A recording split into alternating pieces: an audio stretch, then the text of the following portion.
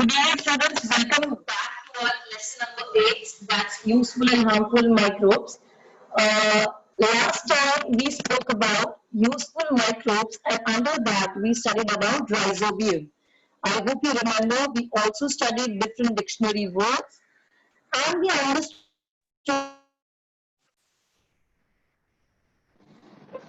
how does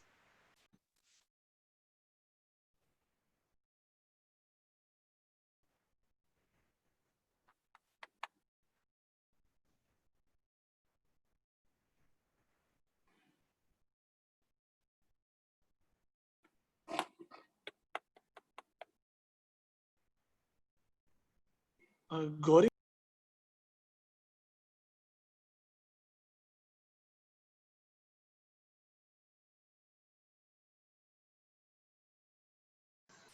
sorry, I don't know what went wrong. Okay, so once the seed germinates, two openings come out of the seed. The one will be responsible to form the root part, which will go underground, and the second one will be the shoot part. Correct? And the shoot will be later on developing into stem, leaf, and so on. Okay? So after the germination of the seed has taken place, what will happen next? Tell me. The plant will grow, right? And once the plant grows, what happens next? Correct. There'll be growth and development. And what will the plant require?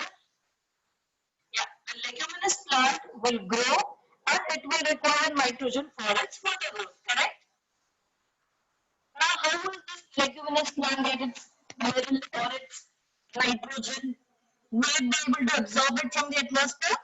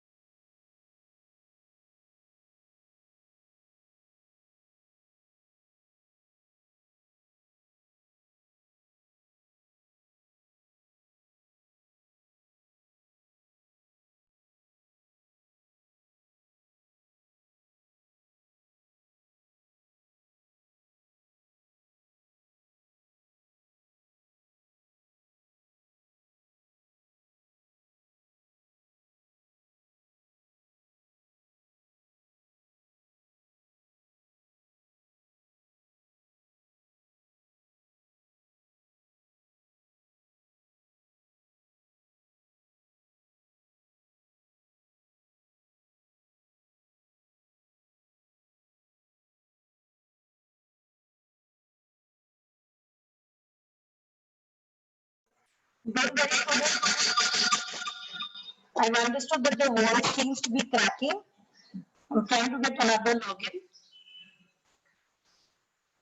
Okay, then let's just continue. Once the plant grows, it will require nitrogen, correct? Now, will the plant be able to absorb nitrogen which is present in the atmosphere? backslide.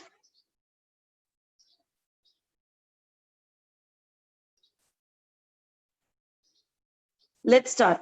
Okay. So once the seed of a leguminous plant is sowed, what will it require? Once it requires adequate amount of water, sunlight, it will start growing, right? After germination, will be divided into two parts. The first part will be called as shoot, and the second part will be called as root. Remember, shoot part will always come above the surface of the ground, whereas root part will be beneath the ground surface.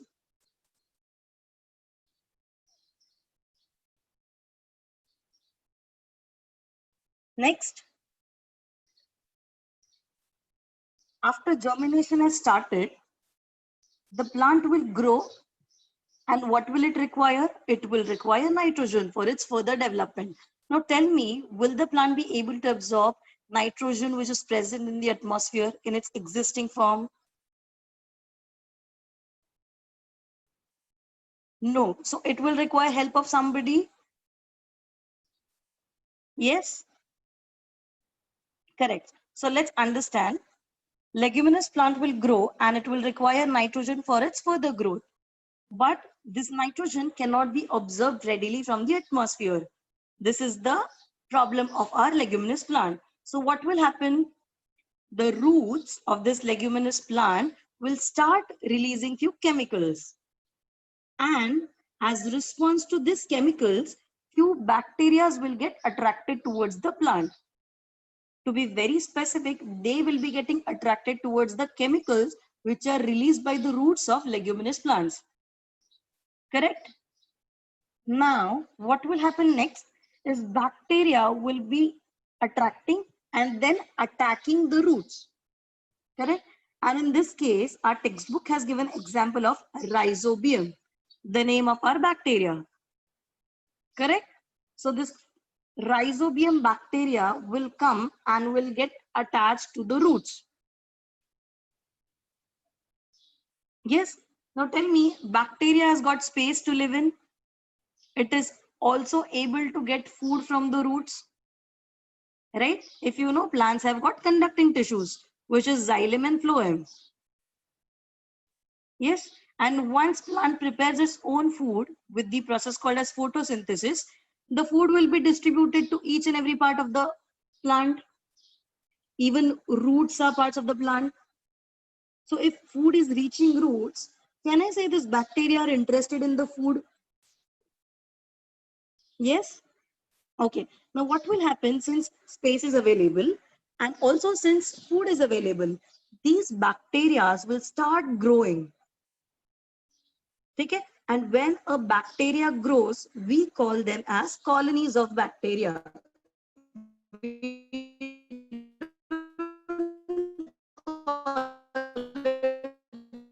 A group of bacteria, right? Colony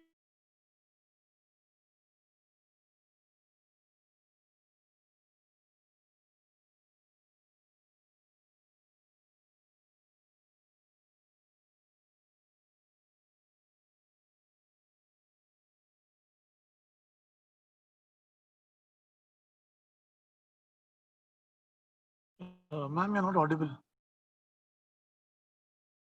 the bacteria comes and attack the plant. How will it attack? When it gets entry into the root cells, right? So this rhizobium will enter the roots and it will start multiplying. Now remember, why is the rhizobium multiplying? Because it is knowing that it has got availability of space as well as availability of what? Of food as well. Correct? So once any bacteria will start growing, large group of bacteria is called as colonies. Correct? So the colonies of bacteria will start residing in the root cells of the plants itself.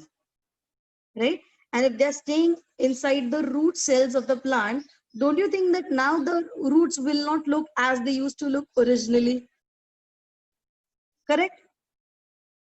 They will be, the roots will undergo some changes. Yes? So these colonies of bacteria will form such kind of structure. And these colonies are nothing but they are called as root nodules. Therefore, in the next step, formation of root nodules takes place. Correct? The yellow colored one which you are able to see. Now, what are root nodules? Root nodules are colonies of rhizobium itself which will help the plant. Yeah, it's growth of abnormal tissue, correct? Now, are these root nodules helpful for the plant? Yes or no? Correct. They are helpful for the plant. But how will these rhizobium or rhizobia? Rhizobium is the word used for single bacteria, rhizobium. And when I'm saying many bacteria, I will refer it as rhizobia. Okay, so tell me now that this rhizobia, are they helping the plant?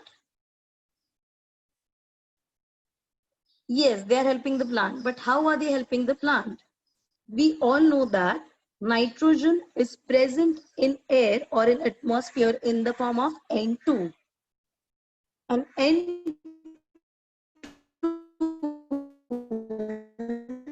is also N2 is also called as dinitrogen. Now the problem is that our leguminous plant cannot absorb nitrogen in the form of dinitrogen. Therefore, who is the helping member here? Obviously the bacteria. What will the bacteria do? These bacteria will absorb N2, that is dinitrogen from the oxygen from the atmosphere, and it will convert this N2 into two other forms, right? Which are these two other forms? These two other forms are called as nitrates and nitrites. Correct? So rhizobium will convert N2 to two different forms, which are nitrates and nitrites. Now, what is the chemical formula of nitrates and nitrites? It's right here in front of your screen. NO3 minus and NO2 minus. N2 is dinitrogen, please understand. And the leguminous plant can absorb the nitrogen in the form of nitrates and nitrites. So can I say rhizobium has done its work? Yes, it is converted and now the plant can absorb it from the roots itself. So plant is getting benefited. How is the plant getting benefited? The plant is getting benefited as it is getting supply of nitrogen. Correct? Now tell me, how is the bacteria getting benefited? The bacteria is getting benefited by getting food from the plant. Correct? Can I say this is a kind of relationship in which both the organisms are getting benefited, our leguminous plant and also the bacteria? Correct? And what is such kind of relationship called?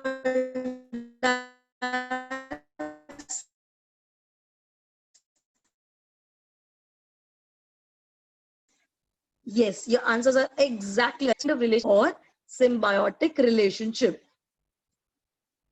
And this process in which atmospheric nitrogen is getting converted to other type of nitrogen. In this such type of process is called as nitrogen fixation. How is the nitrogen fixed? From N2 to NO3 minus and NO2 minus, correct? So this process is called as nitrogen fixation. Do not forget. Okay. Now let's understand this entire process in stepwise manner. And once I'm done with explaining it in a flowchart manner, you will have to write it down. Okay. The first step. What is the first step about? It's about seed of leguminous plant will start germinating in the soil. Right? What will be the second step now? What will happen after germination? Leguminous plant will grow and it will require nitrogen for its further growth. Yes? Will it be able to absorb it from the atmosphere? No. So obviously our plant is going to be dependable for the source of nitrogen. Correct? So who will take the initiative?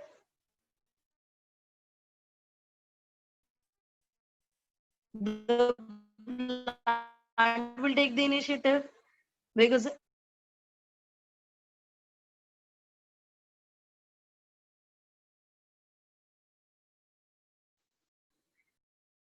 correct?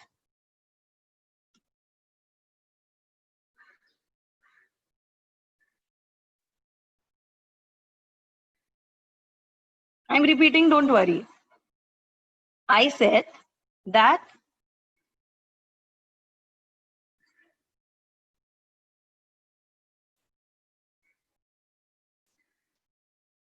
Don't worry, there's some fluctuation in the Zoom.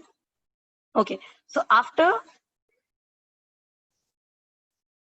the leguminous plant starts growing and it is dependable for its source of nitrogen, who will take the initiative? The plant will have to take the initiative, right?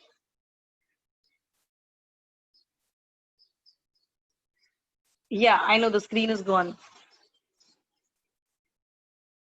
Now, since the plant is in need of nitrogen, the initiative will be taken by the plant. And what will happen is the roots will start releasing few chemicals. Okay?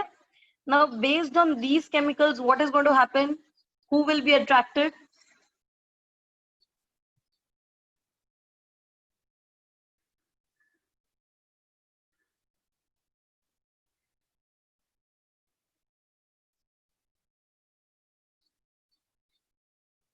Rhizobium, correct? Now, when this rhizobium is getting attracted, will it stay near the root area itself or will it enter it? It will try to enter. Now, once the rhizobia is trying to enter, what will happen to the roots?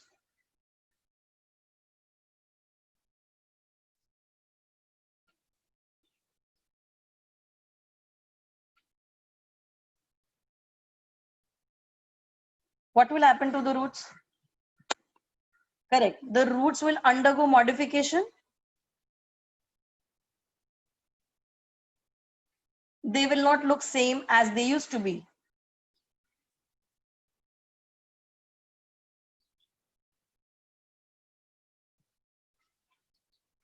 Correct.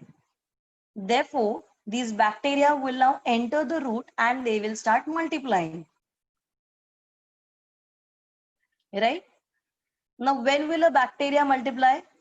Two conditions needs to be there, or any microbe. It should get availability of space, yes, and the second thing will be availability of food, correct. Now these bacteria have started growing, and once the bacteria starts growing, what will they form?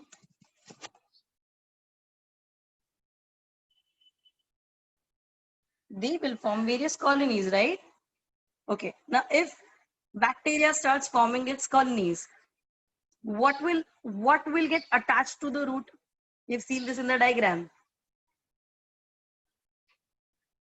What will get attached to the root? Root nodules, correct. And what is present inside the root nodules?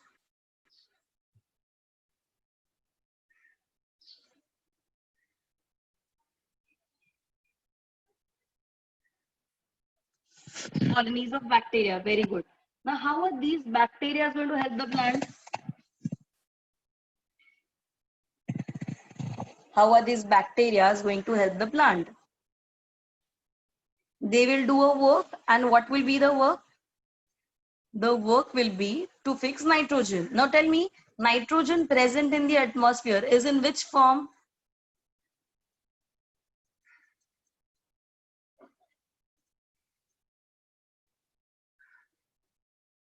N2. And what is N2 called as?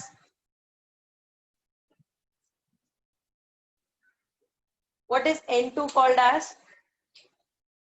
Dinitrogen, correct. What is spelling of dinitrogen? It's DINITROGEN. Correct?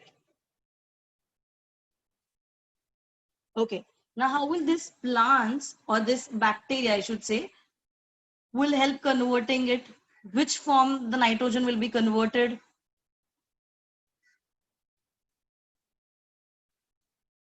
Into nitrates and nitrites. Okay. What's the chemical formula of nitrates and nitrites?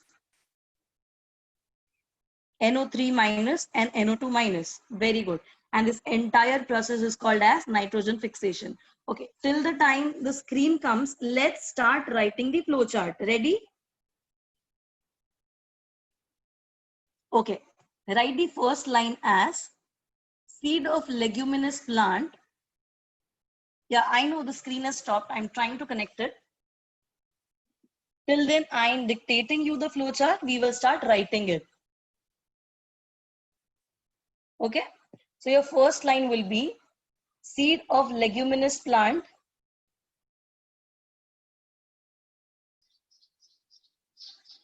will start germinating in the soil.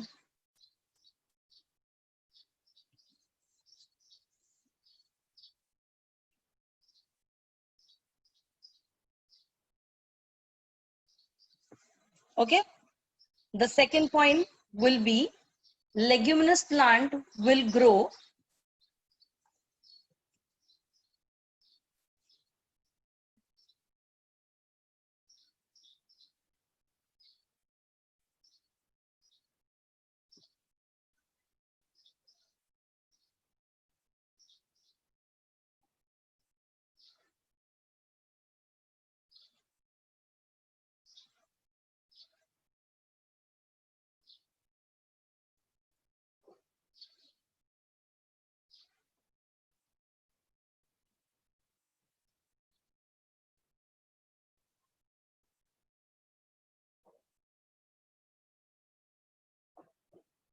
Okay, I've come to second login and let me quickly share my screen.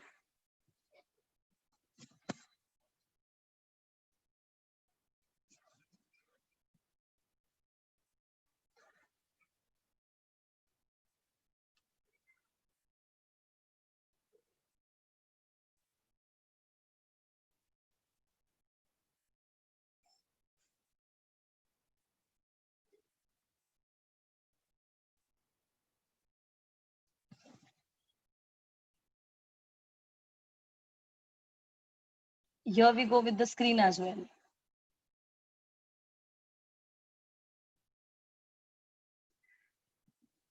All right, finally. So leguminous plants will grow and it will require nitrogen for its further growth.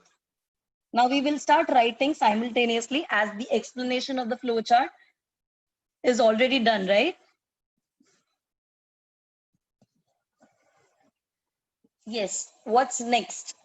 The roots will release some chemicals to which bacteria will be attracted.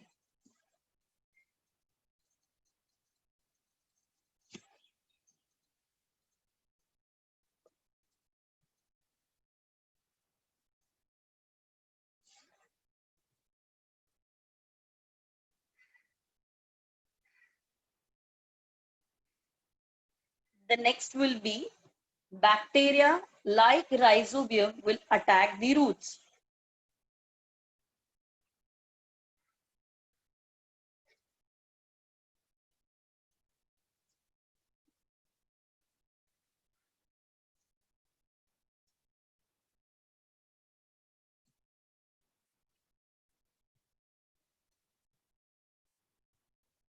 Next, what's going to happen?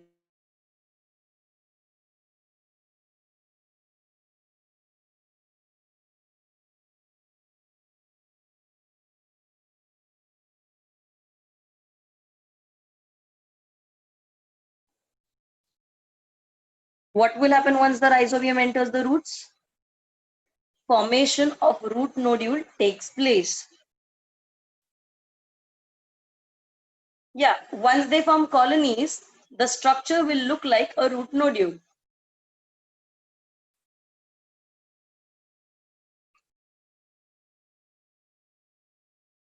The next step, bacteria, to which we also address as rhizobium, will convert dinitrogen to nitrates and nitrites. You can also write in bracket, this step is called as nitrogen fixation.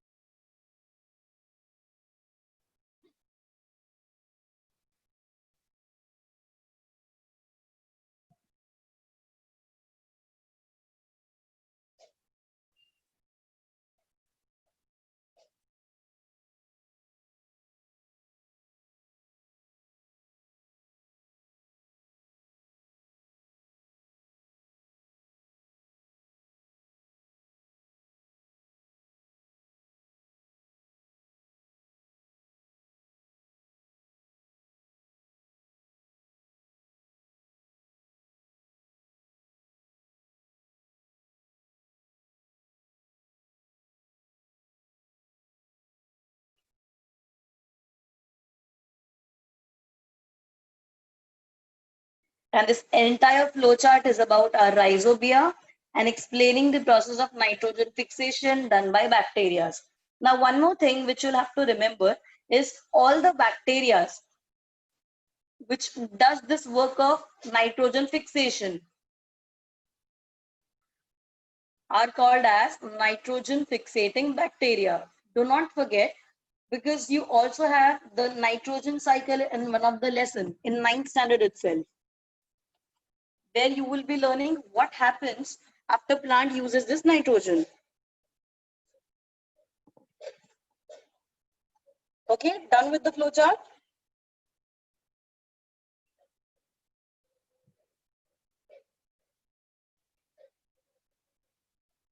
Okay, I'm giving you a minute.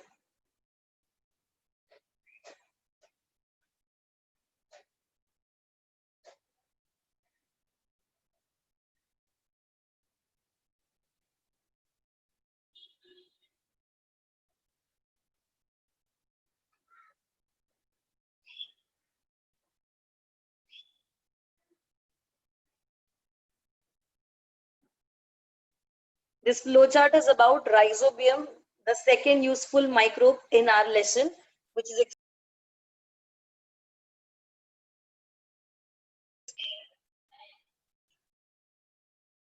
okay. Now let's move further that what will happen after we are done with or after the plant has acquired its nitrogen and everything. Let's just read out the same paragraph from our textbook. It says, rhizobia living in root nodules supply nitrates, nitrites, and amino acids to that plant, and in exchange get energy in the form of carbohydrates from it. Now, what are amino acids? Write down this in your dictionary words. Amino acids are the basic units of protein. What will you write? Amino acids are the basic units of proteins. Or vice versa, if you want to write, you can also write that amino acids come together to form a protein. It's one and the same.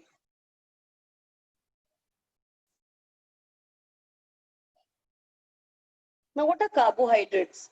Carbohydrates are nothing but sugars. For example, glucose, lactose, sucrose, all the sugars comes under carbohydrates.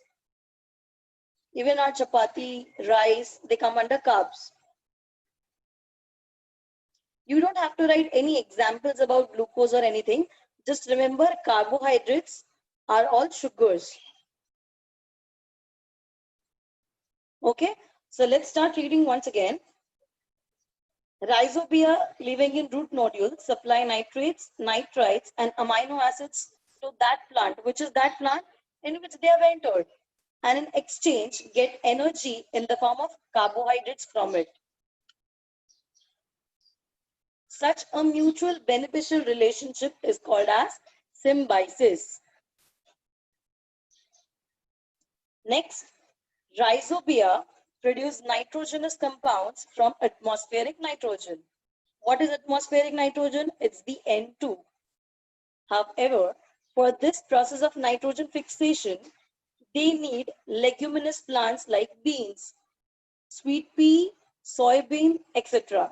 as host. What is host? Host is nothing but the leguminous plant. अगर leguminous plant ही नहीं रहेगा, the entire process will not take place, right? Beans and pulses are rich in proteins due to nitrogenous compounds made available by rhizobia. So if you're eating any legumes, legumes is all your rajma, moong, matki. When you consume all such pulses, they are high in its nutritive value as well as in their nitrogen content. Okay, I am repeating the meaning of amino acids for all those who haven't written it. Amino acids are the basic units of proteins.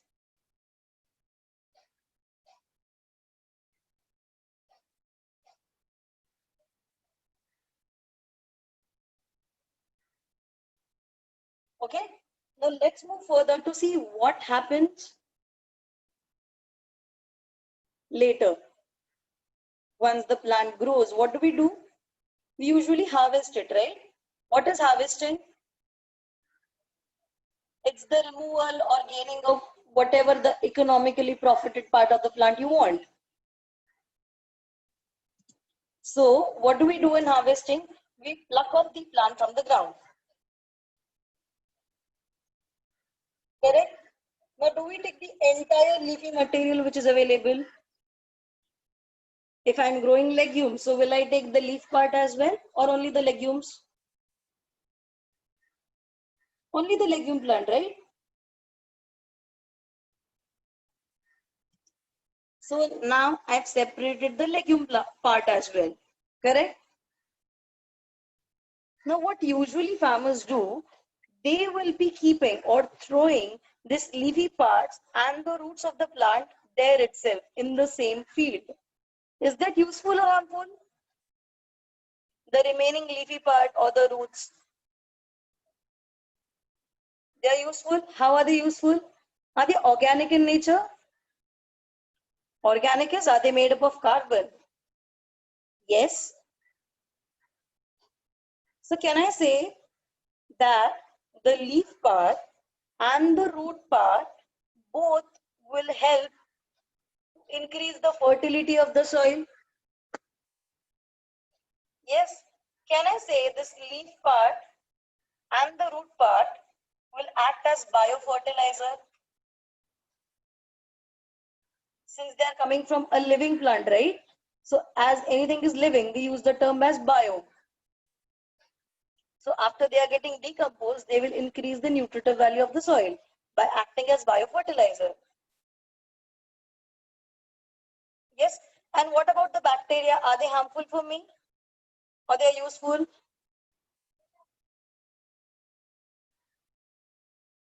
They are useful, right? So can I say the remaining bacteria will increase the nutritive value of the soil?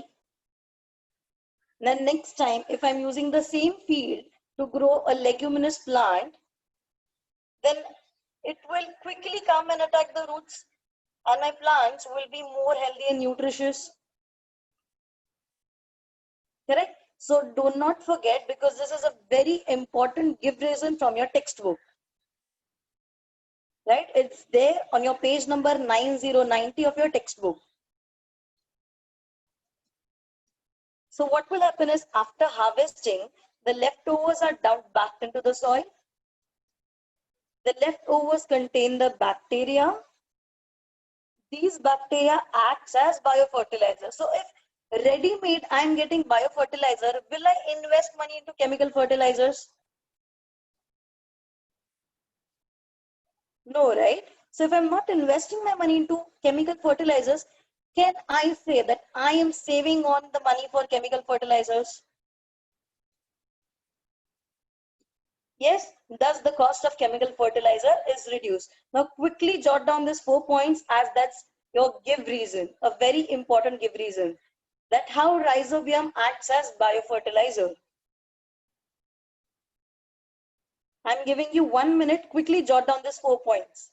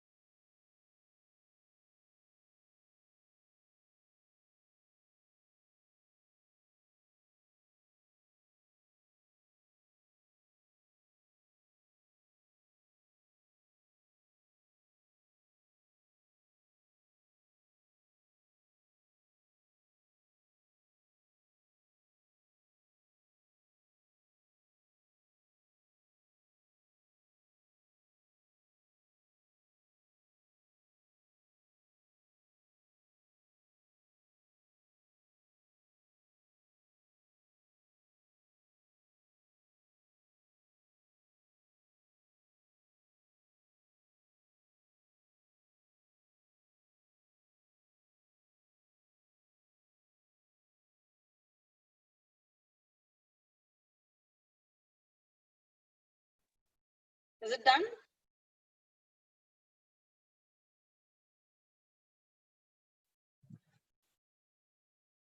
Okay, let's move on to the next slide.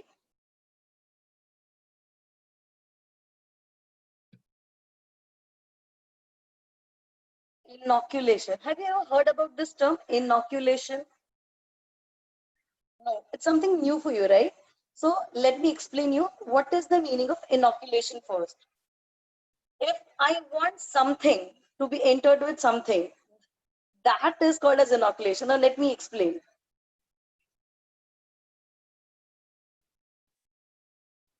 Let's say I want a balloon filled with water, but once I'm bursting off the balloon, I want the water to be in pink in color. So what should I do? Don't you think that I should be adding pink color dye in the water and then mix it and then fill it in the balloon? Right? So from whom am I expecting that it should give pink color? I'm expecting from it my balloon.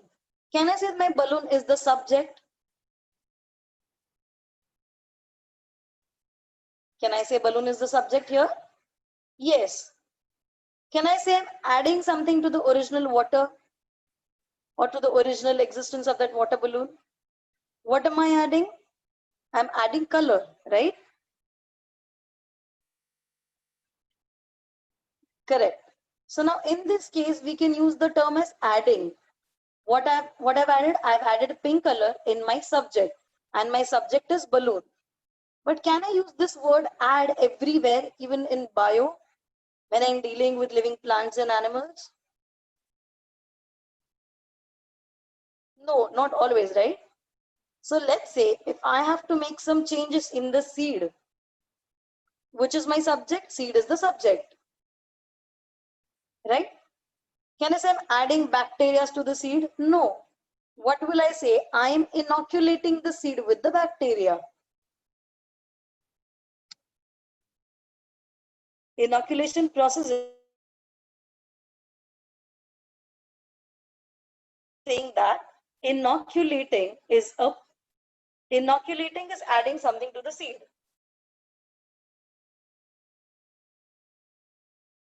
Correct? So write down the meaning.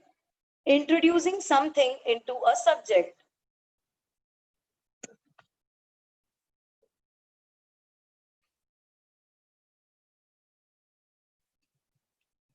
You will add this word in your dictionary words as well. Very, very important. Inoculation. And the meaning is introducing something into the subject.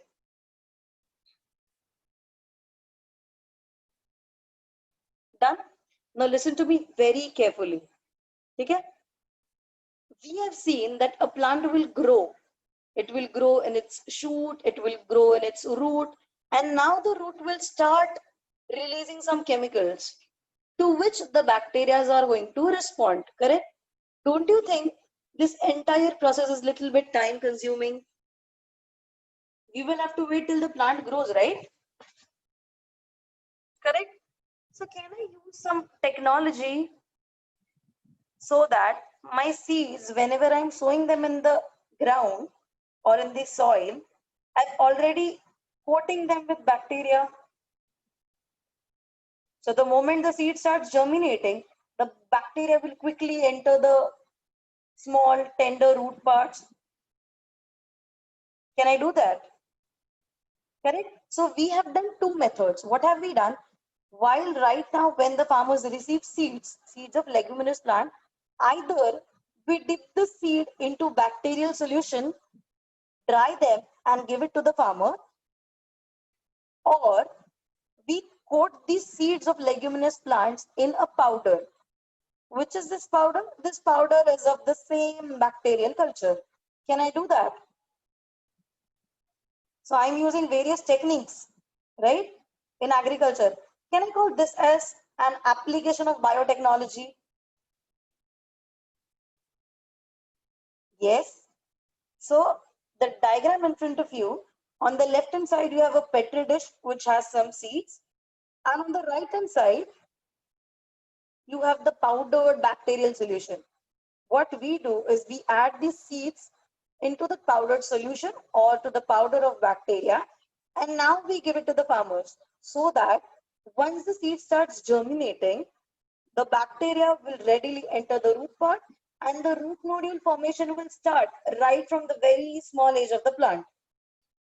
Don't you think this will help increasing nitrogen fixation once the plant is very small itself? Right? Okay, so let's give a quick read to the paragraph present in our textbook regarding inoculation. Since you know this, it will be easier for you to understand even when you refer your textbook. It says that nowadays seeds are coated with rhizobium solution or powder before sowing. After sowing, rhizobia enter the plantlets. Plantlets are the small plants. This is called as rhizobial inoculation. Why rhizobial? Because we are inoculating rhizobium bacteria. This experiment has helped in the supply of nitrogen to cereal and other crops beside leguminous crops.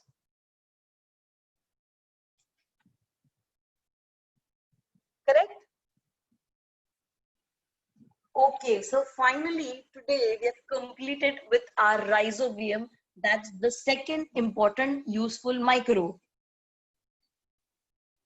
If you want the meaning of inoculation, here it is. Introducing something into the subject, and please write the subject as seed. Done?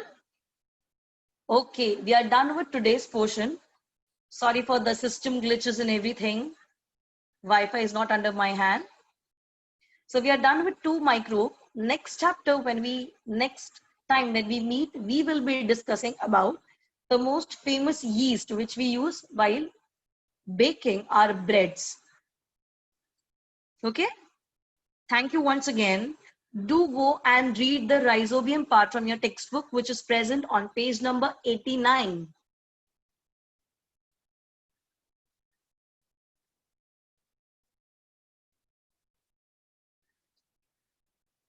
Yes, sir. Dhruv, sir.